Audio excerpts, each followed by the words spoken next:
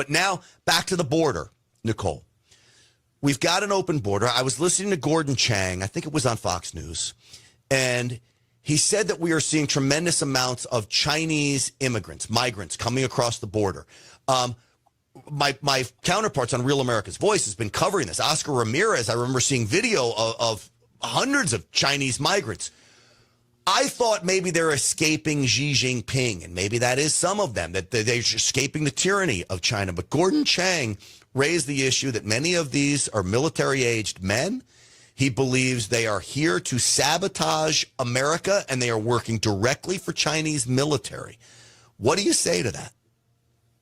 Well, it could be anything, because when you have an open border, anything can come, and so I'm not sure it's 100% military, people, because they don't have to go through, thousands of miles in dangerous zones and thick jungles to be there. I mean, just use a spy balloon and you can easily target the U.S. military installation, or you can build a eavesdropping station in Cuba, less than 100 miles from Florida.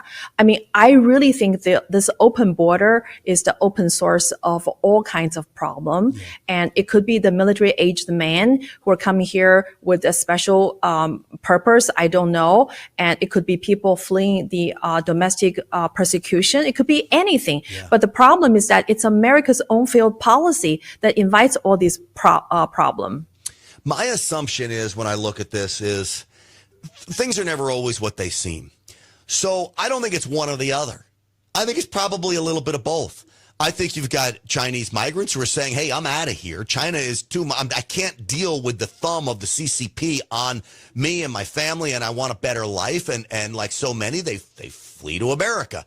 But I also think there may be some of them that are also maybe sponsored by the CCP. But you raise a great point. I mean, the CCP could fly them straight into Tijuana if they wanted to, let them get off a plane and then pretend they're migrants and walk in. They don't need to go through the jungles of the Darien Gap. Absolutely. And you know what? The CCP has been already employing people in this country to work on their behalf. The CCP has been hiring the former NYPD officer and former FBI officer to work on their behalf. With money, they can buy anything in this country. So they don't have to send people travel by foot for thousands of miles across the thick jungles to be here to seek political asylum. Remember, these people have to go to prison for a while, and before they can be let out. And so I really think the CCP's infiltration is 360, like all dimensions.